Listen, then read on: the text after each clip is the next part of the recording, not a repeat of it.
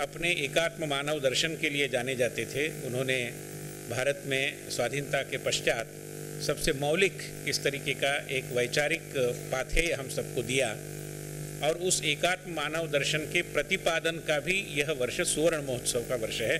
50 साल पूर्व उन्होंने एकात्म मानव दर्शन को एक दृष्टि से हमारे सम्मुख रखा, उसका निरूपण किया। तो यह भी एक प्रसंग था जिसको एक दृष्टि से सौर ऊर्जा के आधार पर है। वैसे भी इस पूरे परिसर में जहाँ जहाँ ऊर्जा की बचत करने की आवश्यकता तो रहती है, मगर उसकी सुविधा जहाँ जहाँ हम कर पाए, जैसे यहाँ के एयर कंडीशनिंग प्लांट का जो कूलिंग टावर है, उसका जो पानी गर्म होता है उस प्रक्रिया में, उसी पानी को हम नहाने के लिए उपयोग में लाते हैं ताकि ऊर्जा की बचत होती है। कुल मिलाकर रेन वाटर हार्वेस्टिंग भी यहाँ पर किया है, पर्जन्य जल संधारण भी किया है और यहाँ पर जितना भी पानी हम उपयोग में लाते हैं उसको रिसाइकल करके हमारे गार्डनिंग के और अन्य उपयोग के लिए काम में लाते हैं। तो इस तरीके से जो पंडित दीनदयाल जी का विचार था कि प्रकृति का शोषण नहीं होना चाहिए, दोहन होना चाहिए, उसी दृष्टि से शोषण को रोकने की दृष्टि से जितना कुछ करना संभव था यहाँ पर करने की हमने कोशिश की है। ये जो भवन बना है स्वैच्छिक संस्थाओं के लिए बहुत उपयोग में आएगा और विशेष रूप में उस जमाने में जब कॉरपोरेट सोशल रिस्पॉन्सिबिलिटी जैसे नई नई संकल्पनाएं सामने आ रही है और कॉरपोरेट जगत के सामाजिक दायित्व के भाव को लेकर और उससे उत्पन्न जो एक प्रक्रिया बन रही है, एक कानून भी बना है और बहुत सारा धन अभी सामाजिक कार्य के लिए उपलब्ध होना है, तो उसके लिए स्वैच्छिक संस्थाओं को सन्नद्ध करने की, उनको एम्पावर करने की जो प्रक्रिया है वो ट्रेनिंग के माध्यम से आगे बढ़ेगी। तो उस दृष्टि से भी इस भवन का बहुत बड़ा उपयोग होगा, इसमें हमारे मन में कोई संदेह नहीं। साथ ही साथ जो नई सरकार केंद्र में बैठी है उन्होंने युवा नेतृत्व प्रशिक्षण के लिए भी कुछ काम करने का इरादा जाहिर किया है। तो ऐसे भी कई क्रियाकलापों के लिए हम इस एकात्म भवन का उपयोग करेंगे और उसी के साथ साथ वैसे रामभाऊ महार्घी प्रबोधिनी कार्यकर्ताओं के विश्वविद्यालय जैसा काम करती है। आपको जो भी रचना हमने की है उसके बारे में और अधिक जानकारी स्वयं देखने के बाद मिलेगी। बाद में आप इसका अनुभव करने के लिए भी एक प्रशिक्षार्थी के रूप में निश्चित रूप में आएंगे, यह पूरा विश्वास मेरे मन में है। मैं इस निमित्त पुनः एक बार आप सभी का स्वागत भी करता हूं और रविंद्र साठे जी को अनुरोध करता हूं कि हमारे सारे गणमान्य यहाँ पर जो उपस्थित हैं उनका हम सम्मान भी करें। आप सभी के प्रति भी पुनः एक बार स्वागत और कृतज्ञता व्यक्त करते हुए मैं अपनी वाणी को विराम देता हूँ।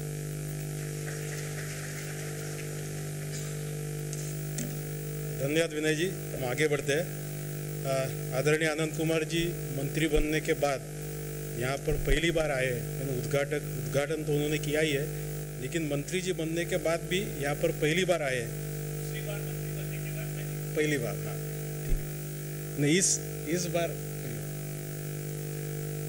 मैं अनुरोध करता हूँ हमारे अध्यक्ष अनिरुद्ध देशपांडे जी से कि कृपया शाल, पुष्पगुच्छ और श्रीफल देकर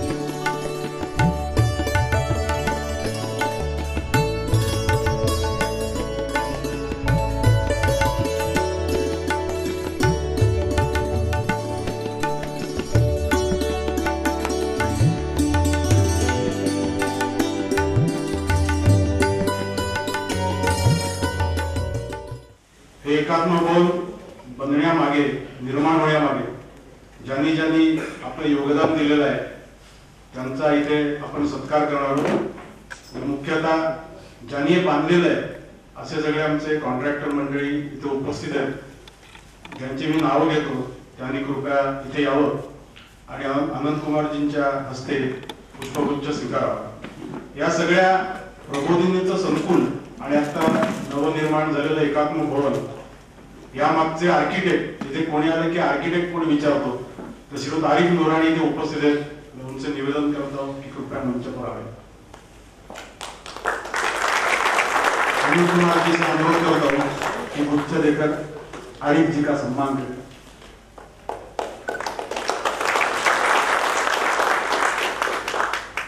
सर्व कॉन्ट्रॅक्टरना सांभाळायचं असेल, कोणतीही भांडण होऊन न देता सगळ्यांनी एकोप्याने काम करायचं असेल आणि सगळ्या एकूण बांधकामाकडे बारकाईने लक्ष द्यायला लागतं, त्याच्यासाठी पीएमसी ची नेमणूक करायला लागते.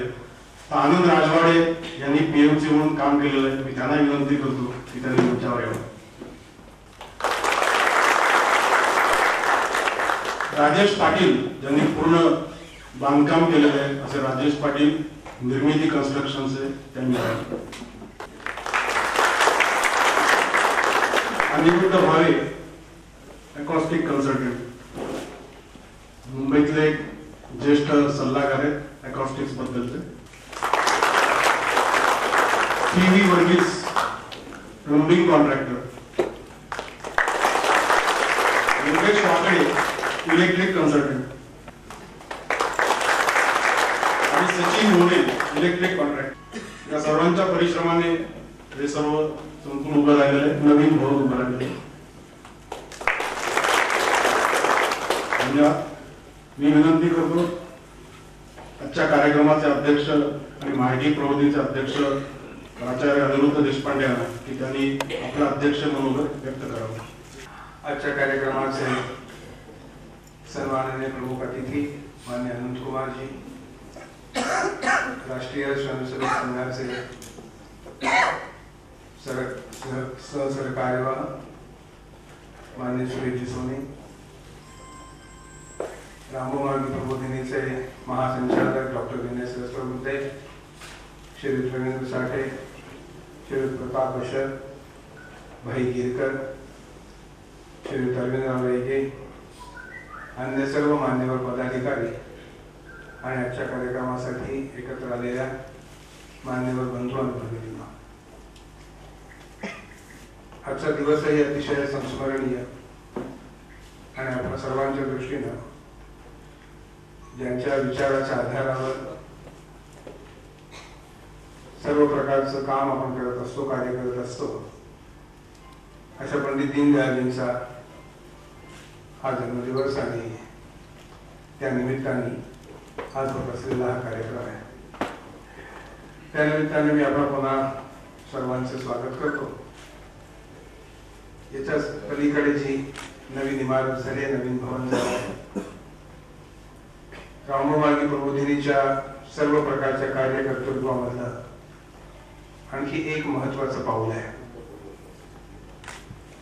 आपण सगळं जाणतो की रामोमार्गी प्रबोधिनी ही तशा अर्थानं आपल्या आपल्या प्रकारची एक पहिलीच आणि एकमेव संस्था आहे. राजकीय क्षेत्रातल्या कार्यकर्त्यांचं प्रशिक्षण व्हावं, त्यांनी केवळ जनप्रतिनिधित्व निवडणुकीच्या आधारावर करू नये, तर उत्तम प्रकारचं प्रशिक्षणाच्या आधारावरती करावं, या संकल्पनेतून या प्रबोधिनीचा उगम झाला. 27-28 वर्षांचा कालावधी लोटल्यानंतर आपल्याला असं लक्षात येतं की अतिशय सघन स्वरूपाचं काम विशेषतः राजकीय क्षेत्रात रामोमार्गी प्रबोधिनीने केलेलं आहे. राजकारणामधल्या व्यक्तींच्या बाबत बऱ्याच प्रकारचे गैरसमज सर्वसाधारणपणे उत्पन्न झालेले असतात. ते कुठल्या विषयाचा सखोल अभ्यास करत नाहीत, ऐन वेळेवर जे काही सुचेल ते बोलतात आणि समस्यांचा अभ्यास करण्याच्या ऐवजी राजकीय लाभाचा त्यांचा विचार जास्त असतो वगैरे गोष्टी कुठल्या तरी उदाहरणांवरून कोणाच्या तरी बोलण्यामध्ये येतात, काही अंशी खऱ्या असतात. परंतु या भूमिकेच्या पलीकडे जाऊन एक महत्वाची भूमिका समाजसेवेची राजकारणाच्या माध्यमातून ते जर करायचं असेल तर लोकप्रतिनिधी देखील एका अर्थानं प्रशिक्षित असावेत, हा आग्रह पंडित दीनदयाळजींच्या विवेचनामध्ये आपल्याला पाहायला मिळतो. आणि अशा प्रकारचं आदर्श पद्धतीचं काम करणाऱ्या रामभाऊ मार्गींच्या व्यक्तिमत्वामध्ये आपल्याला पाहायला मिळतो.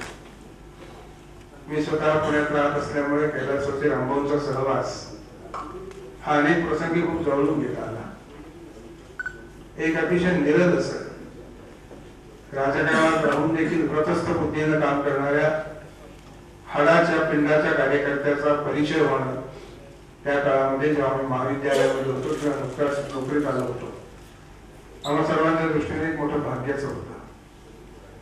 आज मागे वळून बघितल्यानंतर आपल्याला असं लक्षात येतं की केवळ प्रशिक्षणाचंच काम रंगोमार्गी प्रबोधिनीने केल्याचं नाही, विविध क्षेत्रामधल्या संशोधनाला प्रबोधिनीमधून वाव मिळतो. संदर्भ सेवेसारखी एक मौलिक सेवा अभ्यासू लोकांना प्रबोधिनीच्या माध्यमातून प्राप्त होते.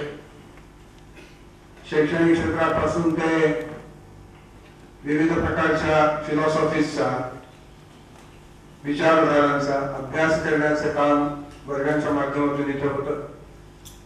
सेवाभावी संस्थांनी अतिशय उत्तम पद्धतीने काम करावं, नीटनेटक्या पद्धतीने काम करावं, याकरता संस्था बांधणीसाठी प्रकल्पाचे सादर होतात.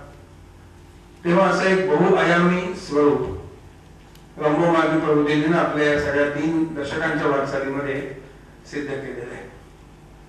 आपल्या सर्वांचा विचार असा आहे, प्रामुख्यानं रंगोमार्गी प्रबोधिनी हे एका अर्थानं वैचारिक आंदोलनाचं केंद्र व्हावं. याकरता केवळ राजनैतिक क्षेत्रातच वैचारिक आंदोलन चालेल असं नाही, तर समाजातल्या सर्व अंगांना एका अर्थाने एक वैचारिक आंदोलनाची पार्श्वभूमी प्राप्त करून देणारी संस्था असावी. आणि मग त्यामध्ये राजनीती बरोबरच समाज जीवनाच्या अनेक दालनांचा समावेश आताही केला आहे, भविष्यामध्ये करण्याची योजना आहे. हे जे नवीन भवन आता उभं झालं आहे त्याचं एकात्म भवन नाव असण्यामागचे कारण विनयजींनी आपल्याला सांगितलंय. समाजाच्या एकात्मतेचा अनुभव आपल्याला पुष्कळ वेळा येतोच असं नाही. या ठिकाणी आपल्याला असं लक्षात येईल की हा सगळा परिसर इतका सुंदर आहे. व्यक्तींच्या नावापेक्षा इथे चालणाऱ्या कार्याचं काम हे अधिक महत्वाचं आहे. आणि म्हणून फारच मोजक्या व्यक्तींची नावं आपल्याला संबंध परिसरामध्ये बघायला मिळतात. पंडित दीनदयाळजींचं नाव त्याच प्रकारचं असल्यामुळे आज सभागृहाला त्यांचं नाव आहे आणि भवनाला एकात्म भवन असं नाव देण्यात आलेलं आहे. पंडित दीनदयाळजींच्या मूळ तत्वज्ञानाचा सगळा पिंड हा भरतभूमीच्या मूळ तत्वज्ञानाची, ज्याचं ते चिती म्हणून वर्णन करतात, त्याच्याशी जोडला गेलेला आहे. रांगेमध्ये अंतिम उभं राहणाऱ्या व्यक्तीचा अंत्योदय कल्पना समाजाबद्दल असलेल्या सर्व सहानुभूतीच्या तत्वज्ञानातून उभी राहिली. पंडितजींच्या तत्वज्ञानामध्ये ते आपल्याला बघायला मिळाली. आर्थिक क्षेत्रामध्ये सर्व प्रकारचं प्राबल्य उत्पन्न करण्याची महत्वाकांक्षा इकडे तिकडे दिसत असताना अर्थाचा अभावही वाईट आणि अर्थाचा प्रभावही वाईट, हा सिद्धांत आर्थिक क्षेत्रामध्ये पंडित दीनदयाळजींनी फार आग्रहाने मांडला. व्यक्तीच्या सर्व जीवनामधले सर्वच अंग एकात्म असतात. शरीर जसं आहे तसंच मन आहे, बुद्धी आहे. सर्वांच्या क्रियाकलापातून मिळणारा सर्व प्रकारचा आनंद आत्मानंदाचं एक प्रतीक आहे, त्याची प्रचिती देणारा आहे. 4 पुरुषार्थांच्या आधारावरती समाजाची रचना असावी. धर्म, अर्थ, काम, मोक्ष अशा सर्व प्रकारच्या मूलभूत असणाऱ्या वैचारिक चौकटीला युगानुकूलतेचं आवरण, युगानुकूलतेचा पाया पंडितजींच्या दीनदयाळजींच्या व्यक्तिमत्वामध्ये आपल्याला बघायला मिळतो. या तत्वज्ञानाचा अधिक चांगल्या प्रकाराने प्रसार व्हावा, त्यामध्ये असलेल्या अनेक विषयांच्या बाबतीमध्ये युवा वर्गामधून काम करणाऱ्या, अभ्यास करणाऱ्या व्यक्तींना पाठ्यवृत्ती देण्यात यावी. आणि अशा प्रकारच्या पाठ्यवृत्ती, सर्वसाधारण ज्याला आपण संशोधनाकरता लागणारी शिष्यवृत्ती म्हणतो, अशा प्रकारच्या पाठ्यवृत्तीचा मुळारंभ अलीकडच्याच काळामध्ये झाला. अशा प्रकारच्या सर्व कामाला दानशूर व्यक्तींचे कमी पडत नाही, कारण ते केवळ पैसा आहे म्हणून दानशूर असतात असं नाही, त्याच्या कामाकरता तो पैसा दिला जातोय, त्याच्यातून जे उत्पन्न व्हायचंय, साध्य व्हायचंय, त्याकडे त्यांचं पण बारकाईने लक्ष असतं.